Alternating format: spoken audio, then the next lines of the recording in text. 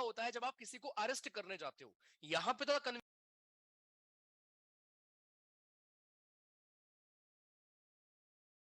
पेनेटिव का मतलब क्या है कि आपका क्राइम आपने ऑलरेडी कर लिया है, क्राइम के बाद आपका अरेस्ट हुआ है। एक सेकंड, क्या लिख रहा हूं मैं? डबल जेऑपर्डी आपके साथ नहीं होगी, ठीक है?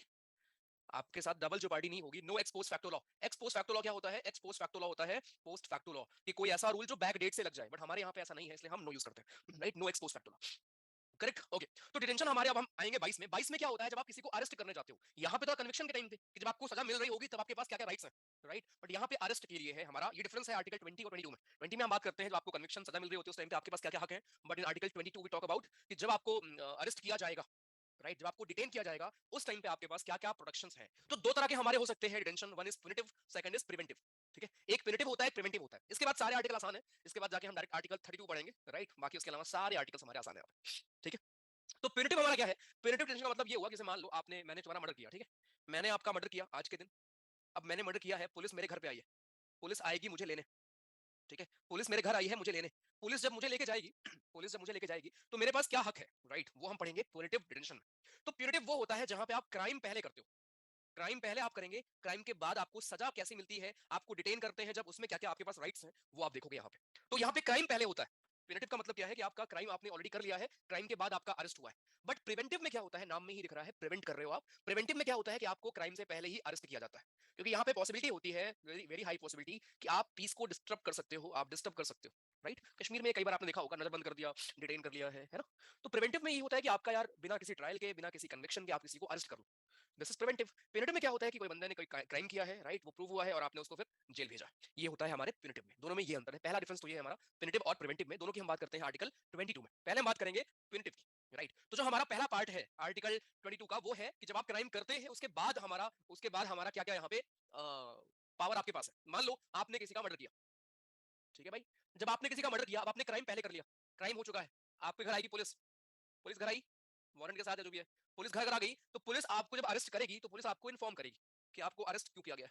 Right to be informed of the grounds of arrest, आपको इन्फॉर्म किया जाएगा किस ग्राउंड पे, किस विरह पे आपको अरेस्ट किया जा रहा है, राइट? आपने कौन सा क्राइम किया है, खून किया है आपने या कुछ और किया है, ये आपको इन्फॉर्म किया जाएगा। आपके पास ये हक है, राइट, कि आप पूछ सकते हो पुलिस से कि भैया मुझे क्यों उठाया है। बिल्कुल आपको इन्फॉर्म किया जाएगा। दूसरा, आपको लॉयर लेने की आजादी होगी, आपका एक लॉयर होगा, है ना, जिसे आप कंसल्ट कर सकते हो, वो आपको डिफेंड कर सकता है। अगर आप अफोर्ड नहीं कर पा रहे हैं तो सरकार भी देती है लॉयर, है ना? कसाब के केस में आपने देखा था कि सरकारी लॉयर भी होते हैं हमारे। तो right to consult and be defended by a legal practitioner, lawyer वगैरह आपको मिल जाएंगे। तीसरा है right to be produced before a magistrate, जब आपकी अरेस्ट हुई है तो आपको मजिस्ट्रेट साहब के सामने, जज साहब के सामने 24 घंटे के अंदर आपको पेश करना होगा। नहीं कर पाए हो तो छोड़ना पड़ेगा। विद इन 24 आवर, अगर आपकी रिमांड नहीं बढ़ाई गई, रिमांड का मतलब क्या होता है, आपकी गिरफ्तारी हुई है, राइट, आपको अगर वो बढ़ाया नहीं गया कि यार और बढ़ाओ, तो फिर हमारा आपका ये 24 आवर, ये एक्सक्लूडिंग जर्नी टाइम होगा। आपकी बुक में गलत लिखा है, ठीक है? एक्सक्लूडिंग होगा ये। एक बार चेक कर लो अपनी बुक्स में सब लोग, किसके में लिखा है एक्सक्लूडिंग, किसके में लिखा है इंक्लूडिंग। इंक्लूडिंग रॉन्ग है, जर्नी टाइम को छोड़ के जो बाकी 24 घंटे होता है वो टाइम पीरियड हमारा होता है, ठीक है? इंक्लूडिंग नहीं होगा, एक्सक्लूडिंग होगा। लक्ष्मीकांत में गलत लिखा है। हम्म, तो ये भी आप सीए रिवाइज कर लिया भैया इस ब्रेक में, वेरी गुड यार, समझ। ब्रेक ले लिया करो ना। अरे जब ब्रेक है तो तुम लोग पता क्या करते हो तुम लोग जिस दिन पढ़ने का मन होता है उस दिन इतना पढ़ दोगे कि भगवान भी सोचेंगे क्या कर रहा है भाई आज। ब्रेक लिया करो, ठीक है? अगर आप ब्रेक लेके पढ़ोगे तो बोरिंग नहीं लगेगा, ठीक है? जिम जाकर आ गया भैया, अच्छा इतनी जल्दी? इंक्लूडिंग, हाँ इंक्लूडिंग करा लो, ठीक है? इंक्लूडिंग नहीं है, इंक्लूडिंग नहीं करना, ठीक है? एक्सक्लूडिंग माने कि अरे कॉमन सेंस है भाई, जाम हम लग गया क्या करोगे रास्ते में निकल गए। कभी कभी ये भी होता है ना कि देखो आप, कोई बंदा दिल्ली से क्राइम करके भाग के आया यूपी, है ना, तो दिल्ली पुलिस आती है यूपी से उसको उठाने, राइट? तो जर्नी टाइम अगर आप इंक्लूड करने लगोगे तो फिर तो 24 घंटे रास्ते में हो जाएंगे, ठीक है?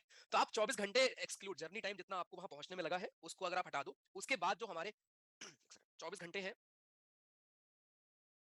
उस 24 आवर के अंदर आपको प्रोड्यूस करना पड़ेगा मजिस्ट्रेट के सामने। मजिस्ट्रेट ने अगर आपकी सजा नहीं बढ़ाई, आपको नहीं बढ़ाया, रिमांड नहीं बढ़ाया, तो फिर आपको छोड़ना पड़ेगा, ठीक है? आगे, right to be released after 24 hour unless magistrate authorises further detention. वही बात है, अगर मजिस्ट्रेट साहब ने, जज साहब ने नहीं बोला कि यार इसको और रखो, राइट, इसको और रखो, तो आपको 24 घंटे के अंदर वो करना पड़ेगा, छोड़ना पड़ेगा। आपने से बहुत न्यूज़ सुने होंगे कि यार संसद के बाद किसी महिला को हम गिरफ्तार नहीं कर सकते, है ना? ये सब रूल होते हैं। आप अगर आपको किसी महिला को गिरफ्तार करना है तो फिर साथ में महिला पुलिस भी होनी चाहिए, राइट? तो ये सब रूल है हमारे जिनको आप ध्यान रखेंगे, ठीक है? आगे नेक्स्ट, सेकंड पार्ट बात करता है किससे? सेकंड पार्ट हमारा बात करता है प्रिवेंटिव डिटेंशन से, राइट? ऐसा डिटेंशन हमारा प्रिवेंटिव होगा। प्रिवेंटिव क्या होता है कि हमें लग रहा है आप कर लोगे, लेकिन इसलिए आपको हम पहले ही अरेस्ट कर ले रहे हैं, पहले ही हम आपको कर ले रहे हैं, पहले ही हम आपको अरेस्ट कर ले रहे हैं। ये हमारा होता है प्रिवेंटिव। तो सेकंड पार्ट है हमारे आर्टिकल 22 का, जो कि प्रोटेक्शन देता है to person who are arrested under a preventive detention law. This protection is available to both citizens as well as aliens, right? Obviously right available है दोनों को।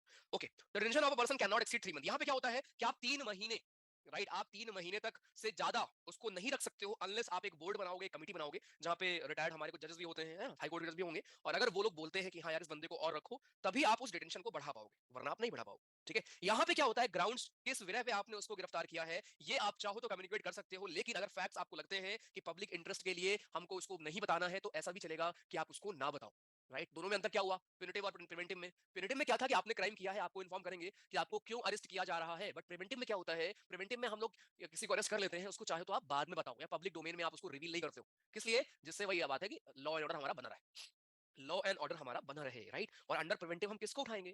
कोई नेता हो गया है ना, जिसका मतलब लार्जर उसमें होगा बेसिकली उसको। आगे, the detenu should be afforded an opportunity to make representation against the detention order, यानी कि उसको अपॉर्चुनिटी मिलेगी कि हाँ वो अपील कर पाए उसके अगेंस्ट। ठीक है, तो ये सारी पावर हमारी होती है प्रिवेंटिव में। ठीक है, तो बस दोनों में अंतर समझना है अपने को यहाँ पे, वो ये है प्यूनिटिव में सिंपल है कि आपने क्राइम किया, आपको साहब के पास लेके जाएंगे 24 घंटे के अंदर, साहब ने अगर आपकी रिमांड बढ़ाई तो आप रहोगे जेल में, नहीं बढ़ाई है तो वापस आप रहोगे पुलिस कस्टडी में, राइट? नहीं बढ़ाई है तो वापस रहोगे। बट दूसरे केस में क्या है, प्रिवेंटिव में, प्रिवेंटिव में आपको कहीं और रखते हैं। यहाँ पे क्या होता है कि आप मैक्सिमम 3 महीने तक रख सकते हो, 3 महीने के बाद आपको बनानी पड़ेगी क्या, आपको बनानी पड़ेगी यहाँ पे एक कमेटी, और वो कमेटी जो हमारी बोलेगी, वो कमेटी जो हमारी बोलेगी वो क्या करेगी, वो हमारी आपको माननी पड़ेगी। वैसे तो आर्टिकल 44, सॉरी, जो हमारा अमेंडमेंट नंबर 44 है, उसने इसको कम भी किया।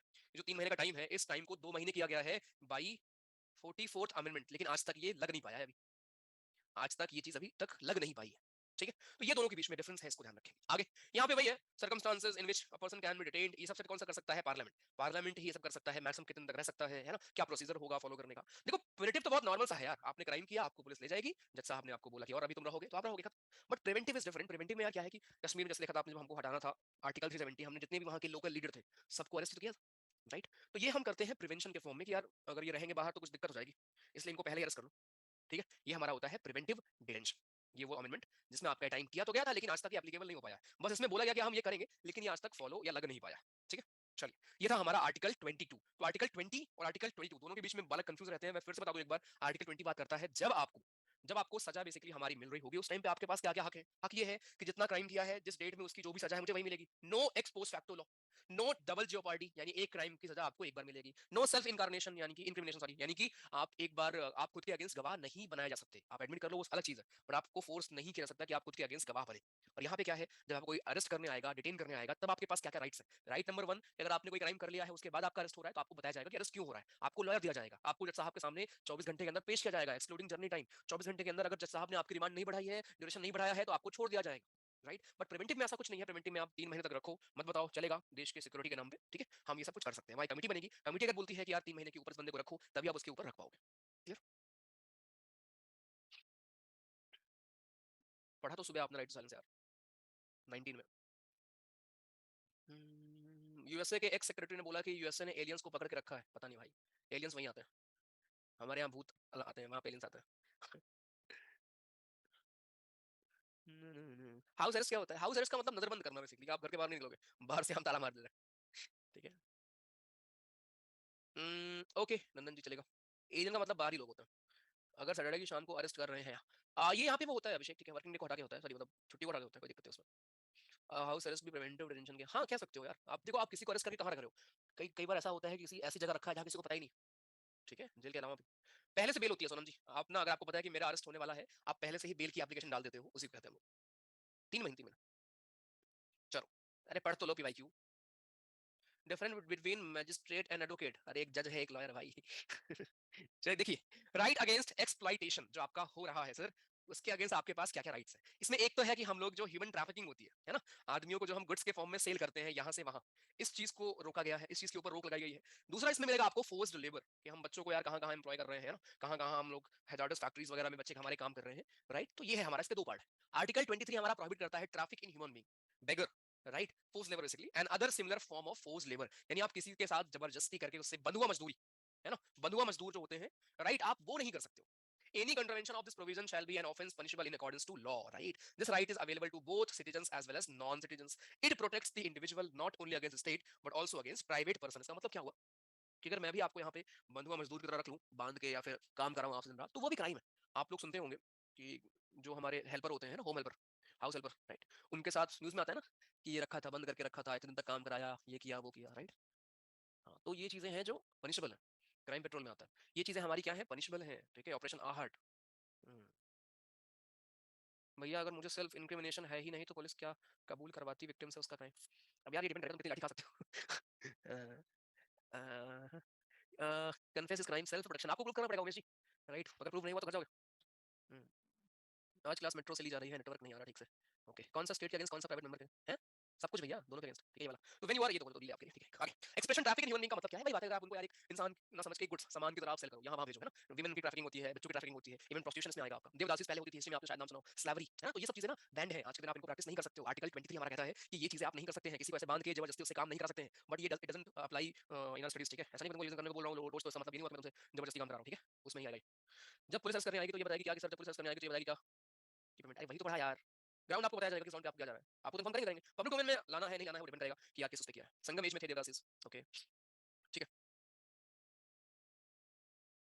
अभिषेक तुमको लगता है एग्जामिनर पढ़ा लिखा होता है या नहीं पढ़ा लिखा होता? हाँ? अगर कोई चेंज हो रहा है तो एग्जामिनर को पता है ना, तो वैसे पूछेगा क्वेश्चन आपसे। आप लोग वहाँ पहुँच जाते हो इमेजिन करके, अगर ये पूछा तो सर क्या आंसर करेंगे? अरे जो पूछेगा उस पे डिपेंड करेगा यार।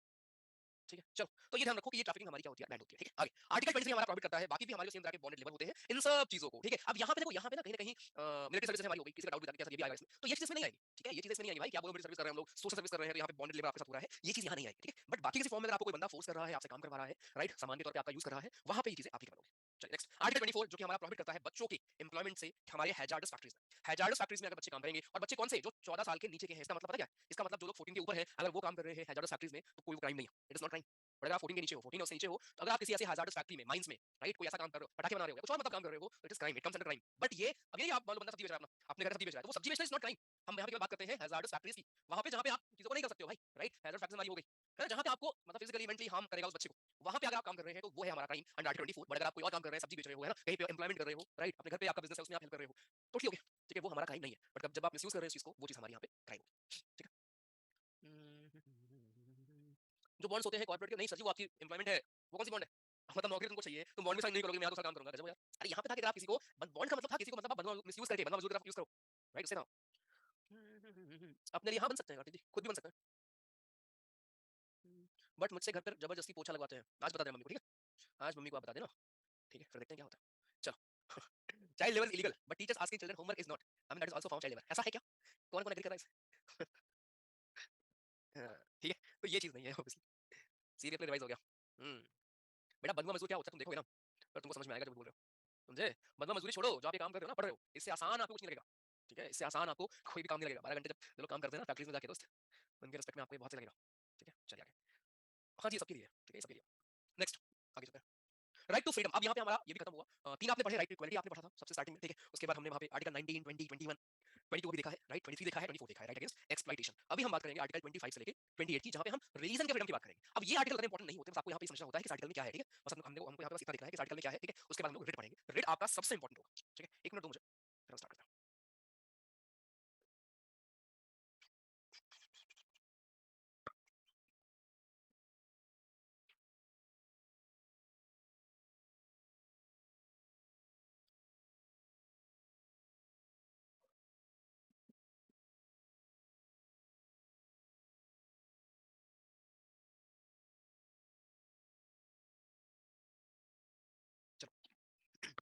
ओके, आर्टिकल 25 से लेके 28 तक हम बात करते हैं फ्रीडम ऑफ रिलीजन की। वी ऑल नो हम सेकुलर देश हैं, हमारे अगर आप प्रेमल पढ़ोगे आगे जाके, वहां भी ये वर्ड आपको मिलता है, राइट? कब हमने इसको ऐड किया था, कौन सा अमेंडमेंट था? 42nd अमेंडमेंट से हमने इसको ऐड किया था अपने प्रेमल में। आज तक केवल एक बार हमारा प्रेमल अमेंड हुआ है, वो यही था, ठीक है? तो right to freedom of religion, freedom of conscience and free profession, practice and propagation of religion, ये हम यहाँ पे पढ़ते हैं। ये क्या कहता है कि all person are equally entitled to freedom of conscience and right to freely profess, practice and propagate religion. हर बंदे के पास हक है कि वो खुद में, खुद के तौर पर अपना जो भी उसका धर्म है वो उसको फ्रीली प्रोफेस कर सकता है, प्रैक्टिस कर सकता है, उसको बढ़ावा दे सकता है। लेकिन वही बात है कि किसी और के धर्म को अफेक्ट किए बगैर, ठीक है? तो यहाँ पे आप कॉन्शियस यानी आप खुद बिलीवर हो नहीं हो, आपकी मर्जी है, ठीक है? आप उसको मान रहे हो, आपकी मर्जी है ना, आप उसको प्रोफेस कर रहे हो, प्रैक्टिस कर रहे हो, प्रोपेगेट कर रहे हो, ये सारी राइट्स आपको आर्टिकल 25 देता है, ठीक है? यहाँ पे हमारा लेकिन भैया कि आप किसी और के ऊपर, ऐसा नहीं कि आप किसी और के ऊपर फोर्स करो कन्वर्जन के लिए, या फिर उसको ये बोलो कि भैया नहीं तुमको ये करना पड़ेगा, ठीक है? आगे आर्टिकल 26 कहता है फ्रीडम, तो सारे हमारे 25, 26, 27, 28 चारों आपको मिलेंगे रिलीजन के ऊपर ही। आर्टिकल 26 कहता है कि यार आप अपना जो रिलीजियस अफेयर है, आप मंदिर बनवाइए, मस्जिद बनवाइए, है ना, उसमें आप उसको पूरा मैनेज करिए, you have right, you can manage your own religious affairs, correct, आप एस्टैब्लिश कर सकते हो, आप मेंटेन कर सकते हो इंस्टीट्यूशंस को for religious and charitable purposes, आप मैनेज कर सकते हैं अपने खुद के अफेयर्स को इन मैटर ऑफ रिलीजन, है ना, अपना खुद खर्च वगैरह आप कर सकते हो manage, own and acquire movable and immovable property, administer such property in accordance with law, यानी वही बात है कि आप अपनी अपने लेवल पे पर्सनल लेवल पे यू कैन मेक अपना खुद का रिलीजियस प्लेस आप बना सकते हैं, प्रोपेगेट आप कर सकते हैं रिलीजन। सब में एक ही डिस्क्लेमर है कि आप किसी और धर्म, किसी और चीज को बिना नीचा दिखाए आप अपना धर्म ऊपर रख सकते हो, कोई दिक्कत नहीं, ठीक है। तो यहाँ पे बस ये है कुछ चीजें, यहाँ पे बस आपको ये देखने को मिलेंगी कि देखो यहाँ पे ना कुछ चीजों को रिस्ट्रिक्ट किया गया, ठीक है, कुछ चीजों को रिस्ट्रिक्ट किया गया, जैसे यूज ऑफ लाउड स्पीकर, अभी तो अलग राज्यों में अलग रूल बना है इसके ऊपर, लाउड स्पीकर के बारे में जजमेंट अभी आया था कि it is not an integral part of religion, ठीक है। तो गवर्नमेंट क्या कर सकती है, रिस्ट्रिक्ट कर सकती है कि आप लाउड स्पीकर का यूज कब करो, कब ना करो, कितने बजे तक करो, उसके बाद ना करो, ये सब रिस्ट्रिक्शन सरकार लगा सकती है, right. Follower of no religion have right to stop the process of other religion, वही बात है कि अगर मैं किसी धर्म का हूं तो मेरे पास कोई हक नहीं है कि मैं किसी और धर्म के लोगों को अफेक्ट करूं किसी भी फॉर्म में, राइट, सबके ऊपर ये चीज एप्लीकेबल है। State may abolish cow slaughter as sacrifice, ये लिखा गया है, राइट, स्टेट हमारा अबॉलिश कर सकता है काउ स्लॉटर को, वैसे ये किस आर्टिकल में बताएगा काउ, ये आपका डीपीएससी में भी है, एक डीपीएससी हमारा है जहां पे बोला गया है, गांधीयन प्रिंसिपल आपने अगर पढ़े हैं तो, राइट, आर्टिकल है हमारा जिसमें बोला गया है कि काउ स्लॉटर को हमें रोकना चाहिए, ठीक है, 3940 में नहीं है भाई, बहुत आ गया। चलो किरपान आपने देखा होगा, जो हमारे सिख भाई बंधु होते हैं वो लोग किरपान कैरी करते हैं, राइट, और मेट्रो में भी उनको अलाउड होता है, कोई दिक्कत नहीं होती। तो यहाँ पे हमने कुछ एक्सेप्शन काइंड ऑफ पढ़ रहे हैं, यहाँ हमने देखा कि आप फ्री हो अपने रिलीजन को अपने तरीके से फॉलो करने के लिए, बट यहाँ हम क्या देख रहे हैं कि कुछ रिस्ट्रिक्शन सरकार लगा सकती है आपके ऊपर, है ना, या कुछ चीजें आपको एक्स्ट्रा अलाउ कर सकती है, डिपेंड करेगा कि आप किसी और के रीजन को, किसी और को नेगेटिवली अफेक्ट नहीं कर रहे हो, ठीक है। आगे, none of the rights guarantee that a Brahmin only can perform rituals of Hinduism, ये भी लिखा है हमारे उसमें कि यार ऐसा नहीं है कि केवल ब्राह्मण ही रिचुअल्स को परफॉर्म करेंगे जो हमारे हिंदुइज्म के हो, कोई भी होगा ब्राह्मण के अलावा भी वो लोग कर सकते हैं, ठीक है, तो हमारा बिलीफ सिस्टम है कि हम कैसे कराते हैं, बट अगेन हमारे कॉन्स्टिट्यूशन में ऐसा कोई भी भेदभाव नहीं रखा गया है, सिंपल, ठीक है। आगे, ये था हमारा 25 और 26, देखो पॉलिटिक्स पे अगर आप जाओगे यार ना, तो पॉलिटिक्स तो मतलब क्या ही बोलो, उसमें तो बहुत चीजें आ जाएंगी, ठीक है। स्लॉटर का तो मरना होता है, बोलो अनम्यूट करो। हेलो हम्म, हेलो, गुड मॉर्निंग सर। बोलो। सर जो पिछली स्लाइड में एक पॉइंट लिखा था नन ऑफ द वो करके जो है, हाँ सर, ये none of the right sir, मतलब थोड़ा ऑफ द टॉपिक डाउट है तो पूछ लूं नहीं मैं पूछो, निकल लो, अच्छा तुम लिखते हो डाउट, चलो डाउट लिख दिया करो, चार बार सर डाउट ये। डाउट डाउट डाउट लिखते हो, हेलो। आप टॉपिक टाइम नहीं भाई, रखो अपना टॉपिक अपने पास, ठीक है सर, पढ़ाई, ठीक, अपने काम का। ओके, किरपान का मतलब वो है जो कैरी करता है ना, मतलब क्या बोलते हैं उसको यार हिंदी में, किरपानी बोलते हैं हिंदी में, हाँ मतलब अगर आप गुरुद्वारा भी गए हैं, राइट, या मेट्रो में भी, आप मेट्रो में तो अलाउड होता है, कोई उसमें दिक्कत नहीं होती, ठीक है। हाँ एग्जैक्टली, देखो एम बस ये होता है यार कि हमारे देश में क्या है, वो बना रहे भाई, लॉ एंड ऑर्डर बना रहे, ठीक है, इसीलिए सब सारे आर्टिकल्स 27 और 28, 27 हमारा कहता है कि हम फ्री है, फ्रीडम है रीजन को फ्री फ्रॉम टैक्सेशन, यानी कि state can not spend public money on promotion of particular reason, क्योंकि जो सरकार है वो बेसिकली सेकुलर गवर्नमेंट होती है, राइट, सेकुलर वर्ड का मतलब क्या है कि सरकार का कोई धर्म नहीं, राइट, सरकार चलाने वालों का धर्म हो सकता है और दे आर फ्री, ठीक है, अपने पर्सनल उसमें यार वो पूजा करें, वो नमाज पढ़े, कुछ भी करें, उनकी चॉइस है भाई, right, but as a government, government can not spend public money on promotion of particular religion, ये है as per article 28। Fees can be levied by religious organisation for special services और सिक्योरिटी, फीस वगैरह हमारे ये हो सकते हैं, ठीक है। और आजकल तो मतलब जनता इतना है भाई, अब मैं मंदिर गया हूँ तो वहां पे भाई वो होते हैं वीआईपी गेट, देखा तुमने वीआईपी गेट, मतलब भाई लोग भगवान के आगे भी पैसे दे रहे हैं कि नहीं, मैं पहले जाऊंगा, मैं पहले जाऊंगा और मैं पहले दर्शन करूंगा, भगवान कह रहे भाई आगे तुम पहले, ठीक है। हाँ रील्स बन रही है। अच्छा आजकल क्यों लगता है आपको इतना ज्यादा लोगों में अचानक से भक्ति जाग गई है, कोई और रीजन है? वृंदावन आप चले जाओ या फिर आप कहीं और चले जाओ, मतलब मैं अभी अम्मा को अपने, क्योंकि उनका मन था यार, ठीक है, अभी अम्मा वाली वो जनरेशन है जो एक्चुअली में उनको सच में दर्शन करना है ठीक है, तो भाई अलग ही चल रहा है वहाँ पे। एग्जैक्टली वहाँ पे डिस्क्रिमिनेशन, हाँ हाँ हर जगह ही है, हर जगह वीआईपी दर्शन, एग्जैक्टली। अयोध्या में हो गए, क्या कह रहे हो, अयोध्या में एक हम सीरियस जर्नी होटल खोल दें, तुम लोग जाओगे तो वहीं आ करोगे। हम्म, काशी यात्रा, नहीं गवर्नमेंट काशी यात्रा वगैरह जो गवर्नमेंट नहीं, ऐसा हर रीजन होता है ना, हज यात्रा भी होती है ना, तो वो तो बेसिकली क्या है ना, कहीं ना कहीं वो उसको हम ये बोले ना, वो हेल्प कर रहे हैं, सब्सिडी वगैरह आपकी होती है, सब्सिडी वगैरह होती है, वो हेल्प के लिए होती है वो तो, ठीक है, हर धर्म में भाई, हर धर्म में है, एग्जैक्टली। चलो आगे आगे। मांस खाते हैं और मंदिर जाते हैं भाई, ये डिबेट अभी हम करने लगेंगे ना, ठीक है, पापी तुम सब हो, मैं तो नहीं हूँ भाई, मैं तो वेज हूँ, ठीक है, हाँ तुम लोग पापी हो, पापी जानवरों को मारते हो, खाते हो उनको, ठीक है, मैं तो भाई हूँ वेजिटेरियन, ठीक है, तो मैं तो सर्व जा रहा हूँ तुम लोग अपना अपना देखो, ठीक है। अगर इस पे क्या ही बोलूं, मतलब मेरे को बस हंसी से आती है, तो आप खा रहे हो अच्छी बात है, लेकिन फिर आप ज्ञान मत दो ना फिर दूसरी चीजों पे, सिंपल सी बात है ना, अगर आप खा रहे हो नॉनवेज यार, किसी भी जानवर को अगर मार रहे हो दोस्त, राइट, कोई भी हो, तो कोई सबकी जानवर जान तो नहीं है ना जान तो नहीं प्यारी है, फिर ज्ञान जो लोग देते हैं मुझे पसंद है कि भाई फिर ज्ञान मत दो ना, अगर खा रहे हो तो, है ना, ज्ञान मत दीजिए कि आप फिर फेस्टिवल्स पे कुछ और ज्ञान आके देते हो, है ना, होली पे आप बोलोगे ये करो वो ना करो, दिवाली पे आप बोलोगे ये करो वो ना करो, है ना, तो वो चीज भी ठीक है भाई। और कुछ लोग तो आते हैं मंगलवार को नहीं खाते, बाकी हर दिन खाते, क्यों भाई अलग ही है, तो ठीक है, मतलब अगेन आप खा रहे हो तो आपकी चॉइस है, आप फ्री हो सर खाने के लिए, राइट, बट वो जो जैसे एक बहुत फेमस हमारी एक्ट्रेस थी, नाम मैं नहीं लूंगा, आजकल वो वेगन बन चुकी हैं, लेकिन एक जमाने में वो नॉनवेज बहुत खाती थी, उनके पुराने ट्वीट्स बड़े वायरल हुए थे, है ना, तो ये हिपोक्रेसी वाला सीन है थोड़ा सा ओके। भैया आप असम खुद आओगे कि आपको उठा के लेके आऊं, हैं, धमकी दे रहे कलयुग का अंत है, पता नहीं भाई, अभी तो शुरुआत ही है, अभी तो कहते हैं। अरे मैं नहीं कर रहा हूं, तुम बंद करो भाई, मेरे लिए मत करो, ठीक है, हाँ चलो, बढ़िया, मेरे लिए वेज बन जाओगे तुम, आपकी चॉइस है दोस्त, फिर से बोल रहा हूं, कोई गलती नहीं है, ठीक है, आपकी चॉइस है, लेकिन अगर आप एक चीज को फॉलो कर रहे हो तो उसी पर रहो ना फिर, दो दो मत रखो, ठीक है, चलिए आगे। तो ये हमारा हो गया basically freedom from taxation for promotion of religion, ठीक है। नेक्स्ट लास्ट हमारा है 28, ये इंपॉर्टेंट है, यहाँ पे क्या है सर, यहाँ पे हमारा है कि आपके पास फ्रीडम होगी, ठीक है, रिलीजियस इंस्टीट्यूशन की जो भी हमारी चीजें हैं उनको अटेंड आप ना करो, राइट, उससे आपकी फ्रीडम होगी, ठीक है। देखो यहाँ पे है आर्टिकल 28 हमारा कहता है कि चार तरह के हमारे होते हैं एजुकेशनल इंस्टीट्यूशंस, एक वो जो केवल स्टेट के पैसों से बने हुए हैं सरकारी, एक वो जिनको स्टेट चलाती है, राइट, किसी ट्रस्ट के अंदर आते हैं, एक वो जो केवल मान्यता प्राप्त होते हैं, आप उसमें जैसे प्राइवेट बहुत हमारे स्कूल कॉलेज होते हैं जो बस मान्यता प्राप्त होते हैं, और एक वो जिनको कांस्टेंट पैसा मिल रहा होता है राज्य से, जो राज्य के अंडर तो नहीं है लेकिन पैसा मिल रहा होता है। तो ये चार तरह के हमारे एजुकेशनल इंस्टीट्यूशन होते हैं, इन चारों में से हमारे यहाँ पे ऐसे हमारे वो जो पूरा सरकार के अंडर है, सरकार के उससे बने हुए हैं, यहाँ पे आप किसी भी तरह का रिलीजियस प्रैक्टिस इंस्ट्रक्शन अलाउड नहीं होता है, राइट। दूसरा, ऐसे हमारे जहाँ पे किसी वो ट्रस्ट के अंडर बना हो, प्राइवेट ट्रस्ट होगा ऑब्वियसली, राइट, उसके अंडर बना है, तो यहाँ पे क्या है, हमारा परमिटेड होता है, ठीक। लेकिन यहाँ दोनों में भी हमारा परमिट है, डिपेंड करेगा कि जिसका कॉलेज है, जिसका स्कूल है, वो क्या कर रहा है, नहीं कर रहा है। पॉइंट बस ये है कि अगर कोई सरकारी संस्था है तो वही बात सेकुलर होगा ना, वो तो, है ना, सेकुलर होगा, सिंपल सी बात, ठीक। तो देखो पूरा अगर मैं आपको इसेंस बताऊं आर्टिकल 25 से लेकर 28 तक का, वो ये है कि भाई आप फ्री हो, अपना रिलीजन अपने लेवल पे अच्छे से फॉलो करो, कोई आपको अफेक्ट नहीं करने वाला, अनलेस आप किसी और के रिलीजन को अफेक्ट कर रहे हो, ठीक है। किसी और के रिलीजन को हमें अफेक्ट नहीं करना है, अपने धर्म को अच्छे से फॉलो करना है, सिंपल, ठीक है। चलिए, एनी मतलब लवर ओके। अयोध्या हाँ यार, प्लान तो है अयोध्या का, देखते हैं, ठीक है, पेपर एक बार हो जाए ना, उसके बाद लेट्स सी। अभी तो मतलब काफी भीड़ होने वाली है यार वहाँ पे, है ना, टूरिज्म काफी बढ़ने वाला है नेक्स्ट ईयर तो, अयोध्या और उसके आसपास एरिया डेवलपमेंट हो रहा है ना वैसे यहाँ पे शायद, अभी तो मतलब हम्म काफी टूरिज्म वहाँ पे बन रहा होगा, एग्जैक्टली। तो next year let's see, next year इस साल आऊंगा, देखते हैं। अरे होटल वाला मजाक करते रहे चलो, आपके घर के बगल में है? अच्छा, तो जमीन खाली है, आप बताओ, खरीद लो शिवांगी। भैया किसी ने जुर्म किया है, फिर पुलिस एक्सप्लॉइट कर रही है यार, भैया देखो यार, मैं आपको सिर्फ यहाँ पढ़ा सकता हूँ पॉलिटी, कॉन्स्टिट्यूशन में लिखा है, रियल पुलिस किसको मार रही है, कहाँ क्या कर दिया, उनके एक्शन होता तो है यार, अगर आप कस्टडी में मर जाते हैं बहुत लोग, है ना, देखा है आपने, एक्शन होगा, सिंपल, ठीक है। मीटअप्स एंड मीटिंग्स एक्सक्लूसिव चीजें नहीं होते, हाँ नहीं, हाँ नाम चीजें नहीं लिखेंगे राइट टू प्रोपेगेट वाला, आप ना जैसे भजन कीर्तन कर रहे हैं ना अभिषेक, हम लोग कर सकते हो बिल्कुल, है ना, आस्था चैनल देखा होगा आपने, बिल्कुल आप कर सकते हो, पॉइंट बस ये है कि आप किसी और को भड़का नहीं सकते हो किसी और रिलीजन के अगेंस्ट, बस ये प्रिवेंटिव में सरकार आती है पुलिस, ठीक है, एग्जीक्यूटिव असम पता नहीं भाई।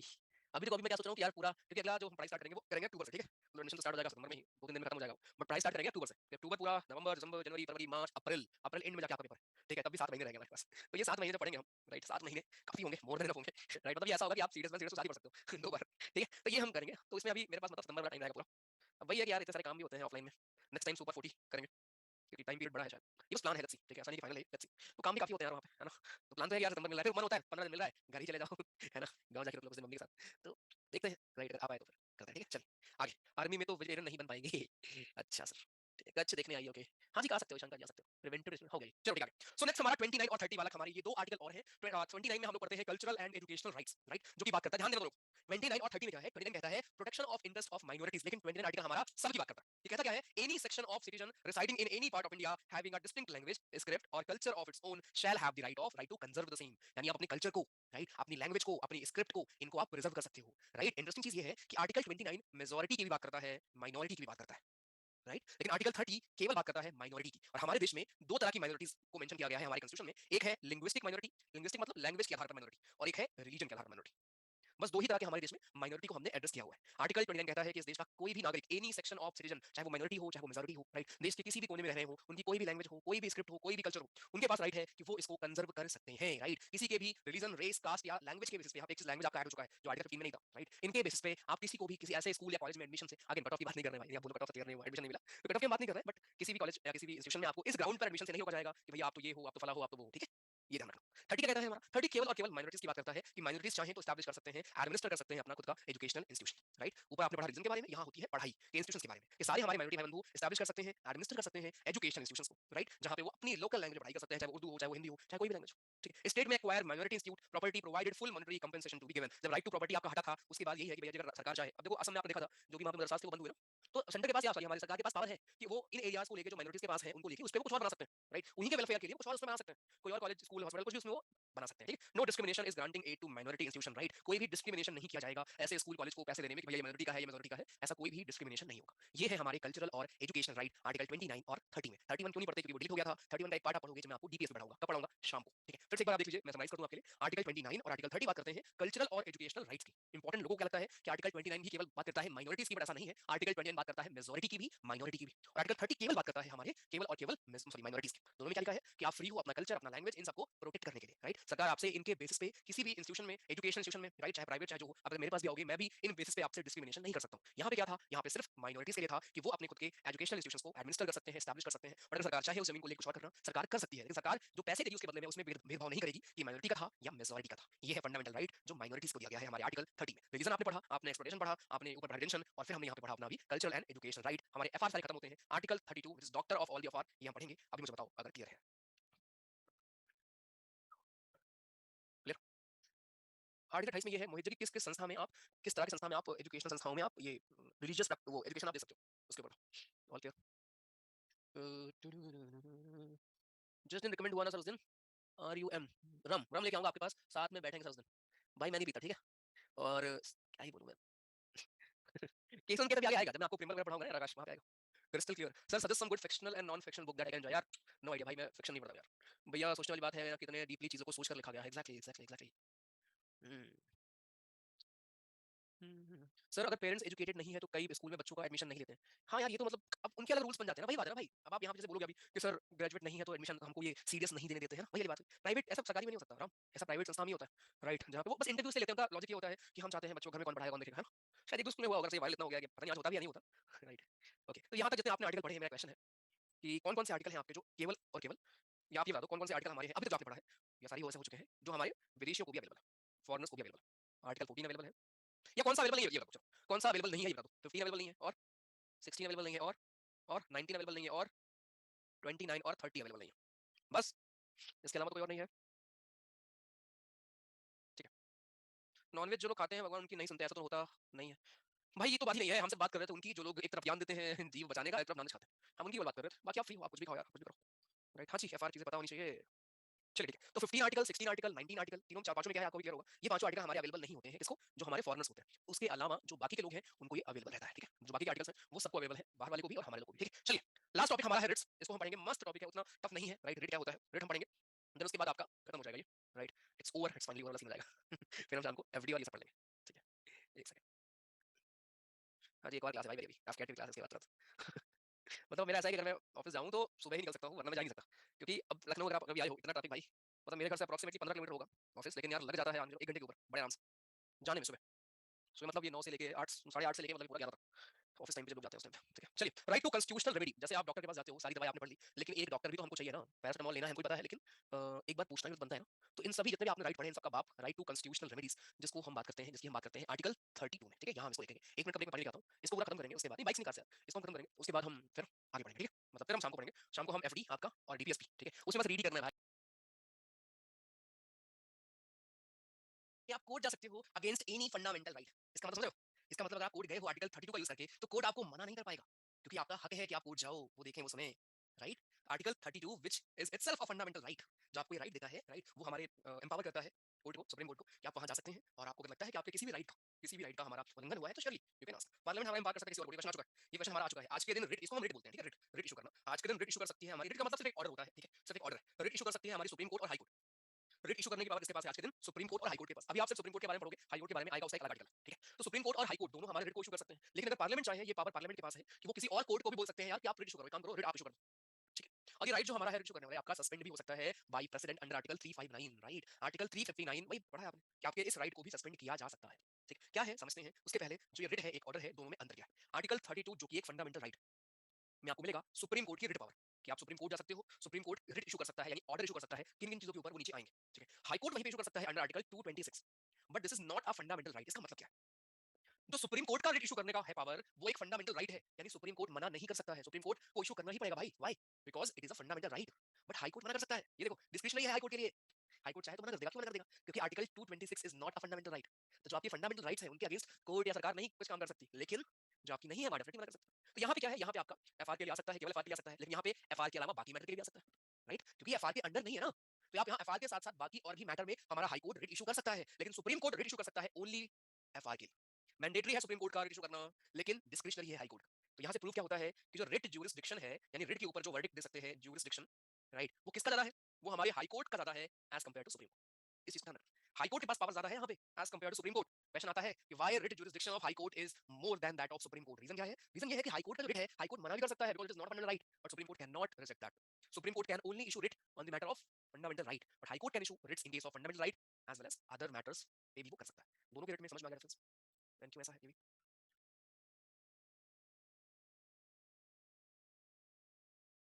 ठीक है, क्लियर है। चलो एक्जैक्टली आपको एफआर मिलेगा कि खुद ने एफआर है।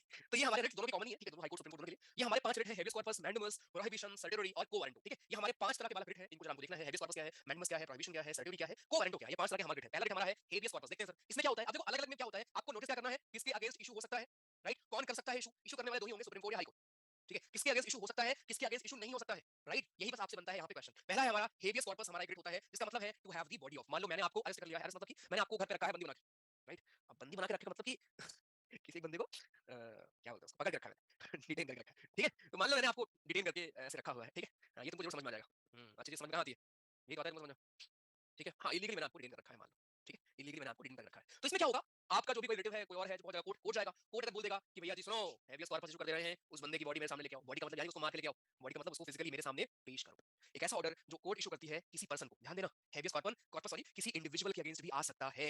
उस इंडिविजुअल के अगेंस्ट आएगा जिसने किसी और को डिटेन किया है, और उससे बोला जाएगा कि तुम उस बंदे की बॉडी को मेरे सामने प्रस्तुत करो, उसको लेके आओ मेरे सामने, राइट। अगर डिटेंशन हमारा इलीगल नहीं है, राइट, तो कोई दिक्कत नहीं, अगर इलीगल है तब ये होगा। इसको हम bulwark of individual liberty against arbitrary detention भी बोलते हैं। कई बार क्वेश्चन आ चुका है, बुलवार्क ऑफ इंडिविजुअल फ्रीडम या इंडिविजुअल लिबर्टी कौन सा हमारा रिट है, हेबियस कॉर्पस ही है, क्योंकि यहाँ पे आप इंडिविजुअल के अगेंस्ट ये लेके आ रहे हो ना, इंडिविजुअल की लिबर्टी के लिए आप लेके आ रहे हो यहाँ पे, राइट। तो हेबियस कॉर्पस हमारा इसका सिंपल मतलब क्या है, पहली बात तो ये किसी पर्सन, सरकार के अगेंस्ट, पुलिस के अगेंस्ट, किसी अथॉरिटी के अगेंस्ट, किसी ग्रुपिंग के अगेंस्ट, किसी के भी अगेंस्ट आ सकता है। इशू कौन करेगा, सुप्रीम कोर्ट या हाई कोर्ट। इसमें बोला क्या जाता है कि भैया उस बंदे को जिसको आपने अरेस्ट कर रखा है, चाहे पुलिस है, पुलिस को बोला जाएगा, किसी और बंदे ने कर रखा है उसको बोला जाएगा, उसको मेरे सामने पेश करो। ये होता है हेबियस कॉर्पस, ठीक। दूसरा हमारा मैंडमस। मैंडमस में क्या होता है, मैंडमस में आपका कोर्ट, चाहे वो सुप्रीम कोर्ट हो या हाई कोर्ट हो, कोर्ट हमारी क्या करती है, किसी पब्लिक सर्वेंट को जो सरकारी नौकरी में है, पब्लिक सर्विस में है, उसको उसको अपना काम करने के लिए बोलती है। खत्म बस। यानी ये हमारा रेट किसी प्राइवेट इंडिविजुअल के अगेंस्ट नहीं आएगा, ये केवल उसी के अगेंस्ट आएगा जो बंदा हमारा सरकारी नौकरी कर रहा होगा, पब्लिक सर्विस में होगा, राइट। अगर आप किसी पोस्ट पे हो तो आपके अगेंस्ट आ सकता है, कोर्ट आपको बोलेगा क्या कर रहे हो बे, अपना काम करो, राइट। कोर्ट आपको बोल सकता है कि अपना काम करिए। तो किसी पब्लिक बॉडी, किसी कॉर्पोरेशन, किसी दूसरे कोर्ट, किसी ट्रिब्यूनल, किसी सरकार, स्टेट गवर्नमेंट, किसी के भी अगेंस्ट आ सकता है मैंडमस हमारा। लेकिन किसके अगेंस्ट नहीं आ सकता, प्राइवेट सॉरी प्राइवेट इंडिविजुअल के अगेंस्ट हमारा ये नहीं आ सकता है, जब ड्यूटी हमारी डिस्क्रिशनरी हो। यानी कि अब मान लो आप जाम कहीं पे लग गया है ना, कहीं पे जाम लग गया, अब आप उतर के गाड़ी से जाम को खुलवाने लगे, गाड़ी को आप आगे पीछे करने लगे, है ना। अब ये थोड़ी ना होगा कि आप अगले दिन फिर आपको पुलिस पहुंच जाएगी, कोर्ट आपको बोलेगा भाई तुम आज क्यों नहीं आए, क्योंकि वो आपकी डिस्क्रिशनरी जॉब थी भाई, आपने खुद से जाके किया कोई अच्छा काम, है ना। तो उसके लिए आपको कोर्ट क्वेश्चन नहीं करेगा, बट अगर आपको उसकी सैलरी मिल रही है, आप पब्लिक सर्विस में हो, राइट, तो court can question president, chief, हमारे state governor, chief high court के, हमारे सुप्रीम कोर्ट के, इन लोगों के अगेंस्ट हमारा इशू नहीं हो सकता मैडम। तो इनके अगेंस्ट इशू नहीं होगा। सबसे इंपॉर्टेंट है प्राइवेट, प्राइवेट का मतलब यहाँ पे है जो गवर्नमेंट सर्विस में ना हो, राइट, उनके अगेंस्ट इशू नहीं होगा, लेकिन बाकियों के अगेंस्ट इशू हो जाएगा। तो दोनों में अंतर क्या हुआ, अंतर ये है हेबियस कॉर्पस में होता है किसी की बॉडी को मेरे सामने लेके आओ, ये सबके अगेंस्ट इशू हो सकता है। मैंडमस में क्या होता है, कोर्ट किसी बंदे को बोलती है अपना काम सही करो, और ये प्राइवेट इंडिविजुअल अगेंस्ट इशू नहीं होगा। तीसरा हमारा प्रोहिबिशन और सर्ट्यूरी, दोनों के लिए सेम ही है, अंतर बस ये है कि प्रोहिबिशन में भी और सर्ट्यूरी में पहली बात तो हमारा जो हायर कोर्ट है, हायर कोर्ट अपने से लोअर कोर्ट को बोलेगा, सुप्रीम कोर्ट है तो हाई कोर्ट को बोल सकता है या नीचे कोर्ट को बोल सकता है, अगर हाई कोर्ट है तो अपने नीचे उसके कोर्ट है उसको बोल सकता है ना, ट्रिब्यूनल को बोल सकता है या फिर सबऑर्डिनेट कोर्ट को बोल सकता है। तो यहाँ पे क्या होता है, कोई बड़ा कोर्ट छोटे कोर्ट को बोलता है उसको कि भैया क्या कर रहे हो बे, तुम जिस पे जजमेंट दे रहे हो बालक, वो तुम्हारे औकात के बाहर है, वो तुम्हारे जुरिसडिक्शन में नहीं आता, अल्लाह मत दो, खत्म। तो ये जो हमारा है ये केवल और केवल जुडिशियल या क्वाजी जुडिशियल बॉडीज के अगेंस्ट आता है। क्वाजी जुडिशियल बॉडी का मतलब क्या होता है, ऐसी बॉडीज जिनके पास थोड़ी बहुत जुडिशियल पावर होती है, जैसे कि मान लो एग्जांपल के तौर पे national commission for scheduled caste, national commission for scheduled tribe, human rights commission, ये ऐसे कुछ हमारे कमीशन है जिनके पास थोड़ी बहुत क्वाजी जुडिशियल पावर होती है, ये थोड़े बहुत जजमेंट सुना सकते हैं, तो इनके अगेंस्ट भी ये इशू हो सकता है। ट्रिब्यूनल्स के अगेंस्ट भी इशू हो सकता है, राइट। जुडिशियल हमारी जो अथॉरिटीज है उनके अगेंस्ट इशू होता है। तो ये ना तो इंडिविजुअल के अगेंस्ट इशू होगा, ना ही ध्यान रखो ना ही सरकार के अगेंस्ट इशू होगा, सरकार के अगेंस्ट इशू नहीं होता है, ये केवल कोर्ट के अगेंस्ट इशू होता है। एक हायर कोर्ट अपने से नीचे वाले कोर्ट को बोलेगा कि तुम जजमेंट कर रहे हो ये सही नहीं है। मान लो एग्जांपल मैं आपको दूं, मान लो इलाहाबाद हाई कोर्ट अपना जजमेंट लेके आ रहा है किसी ऐसे मैटर पे जो बिहार में हो रहा है, तो भाई सुप्रीम कोर्ट वहां पे ला सकता है कि भाई सुनो यार ये तो बिहार में है यार, तुम्हारी डिसीजन नहीं भाई, क्या कर रहे हो। इसी को हम कहते हैं प्रोहिबिशन।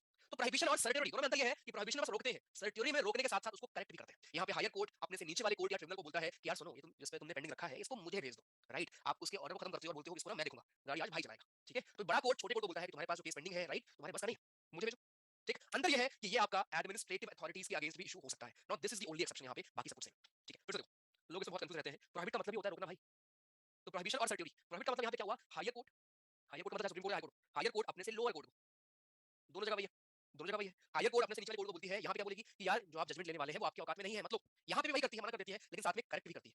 करेक्ट कैसे करेगी, बोलेगी सुनो मुझे ट्रांसफर कर दो, हायर कोर्ट बोलेगी मुझे कर दो ट्रांसफर, ठीक है। ये हमारा इशू नहीं हो सकता एडमिनिस्ट्रेटिव बॉडीज के अगेंस्ट, बट ये हमारा इशू हो सकता है, बस ये एक एक्सेप्शन है, बाकी सब कुछ आपको सेम मिलेगा, राइट।